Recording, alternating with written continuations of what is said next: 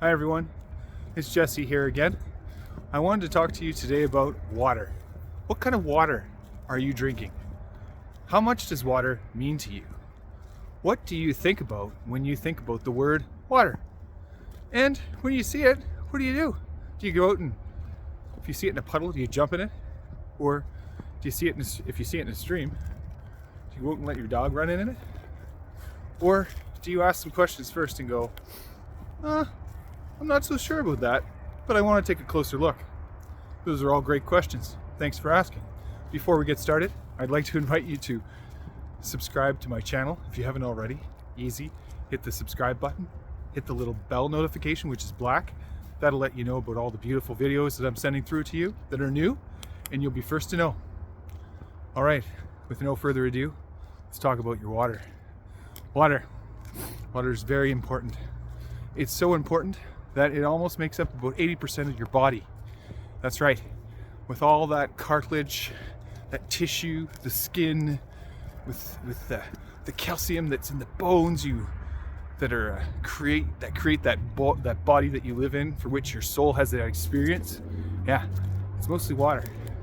And would you believe that the water in your body resonates at a frequency? And it resonates at your frequency, but as it comes into your body, it has an influence on your body's frequency as well. Yeah, I know. That one's kind of like, whoa! But it's exciting too. Would you believe that putting water in your body that doesn't have structure, that is coming from a tap, from an unknown source, like let's say a city, and it's using something like chlorine, fluoride, those little ingredients that we don't need to dwell too much on, but we're going to touch on a little bit.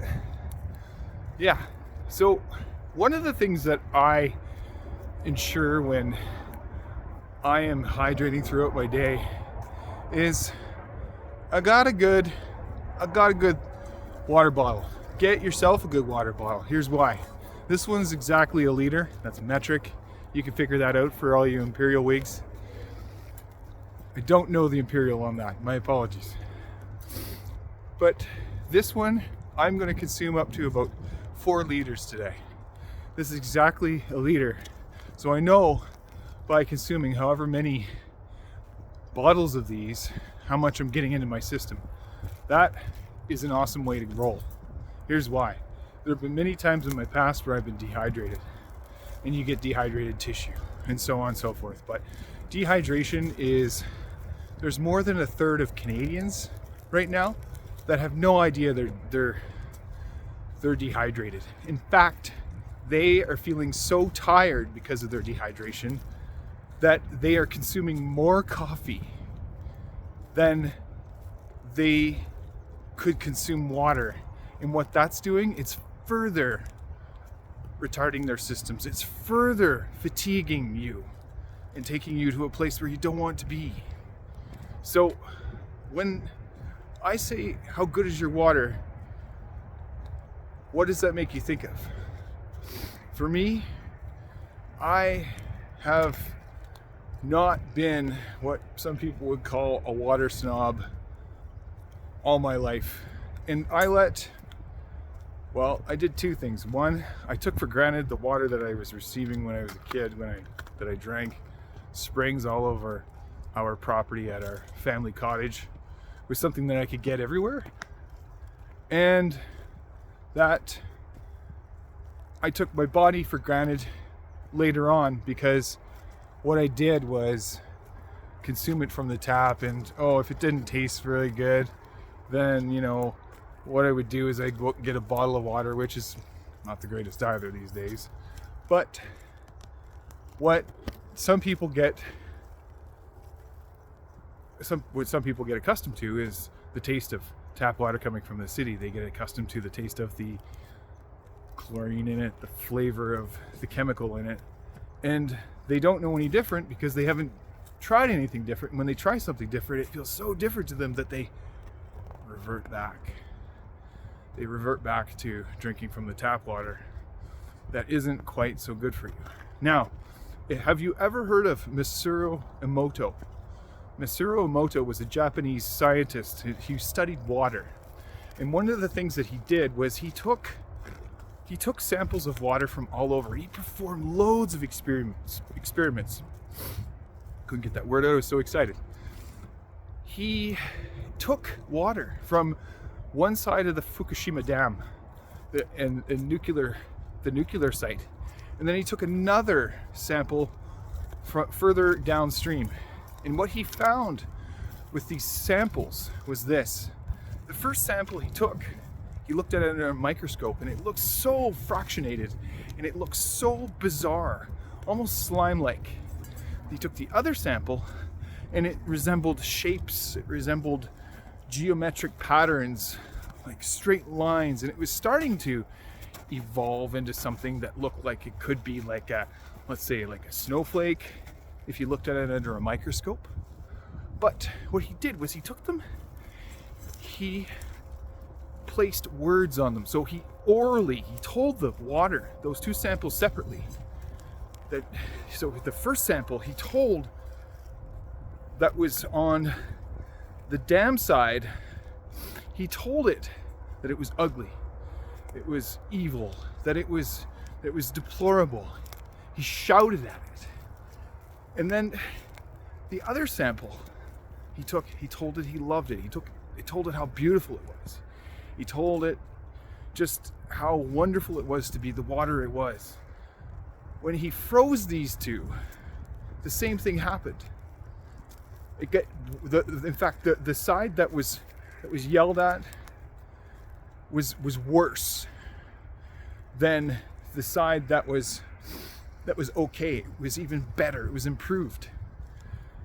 Now, what he did that is not well talked about is he took the side that was yelled at, that was told was deplorable, disgusting, ugly, and evil. He did the exact opposite. He told it how beautiful it was. He reverted. He did the polar opposite of what he did before. He told it how beautiful it was. He told it how good it was. He told it how nice it was. And do you know what happened? It too ended up resembling very closely, but uniquely itself, the water that was okay and had gotten better. So the sample that he took that was told it was ugly, that he now told was very good, it's almost like the water healed itself. It resembled shapes of something that resembled geometric patterns and things that that would resonate when somebody tells you, hey, you're a great person, hey, you're a wonderful person, hey, you're ugly. You know, words have power. And that's what he deduced from this. Words have power. But not only that, words have frequency. And you could put frequency into water. And if you could put frequency into water, like how cool is that? You could put frequency into water. If you could put frequency into water and it goes into your body, and you can tell water that it's love, you can tell water that it's good. How awesome is that? That means that when you're having a bit of an off day and you put love into your body in the form of liquid, that you're getting love from something other than, if you can't get it in the moment from somebody else and you can't give it to yourself, but you can give it to yourself as a liquid. How cool is that? Like that's water. It's super cool. Anyway, as you can see, I'm pretty excited about that. So frequency, I want you thinking about what you resonate with. I want you thinking about the water that you put in your body. I want you thinking about all the drinks that you have in the run of a day. And I want you to think about pop. I want you to think about different tea that is out there that is not really tea. I want you to think about the non-fat soy latte that you order at Starbucks. I want you to think about those sort of drinks because I want you thinking about the frequency. I want you thinking about not only the caffeine jump that you get, which is totally different, and I'll talk about in another video. I want you thinking about how it makes you feel as you drink it. Is it the contents that make you feel that way? Or is it a preconceived memory of feeling that you derive every time that you put this and consume it in your body? What? Yeah, think about it. Because if you're thinking about and you're onto something, you're thinking about something that you're putting into your body that might make your body feel even better than it does, I want more of that. And with that, I'm going to leave it there. Water. What's your frequency?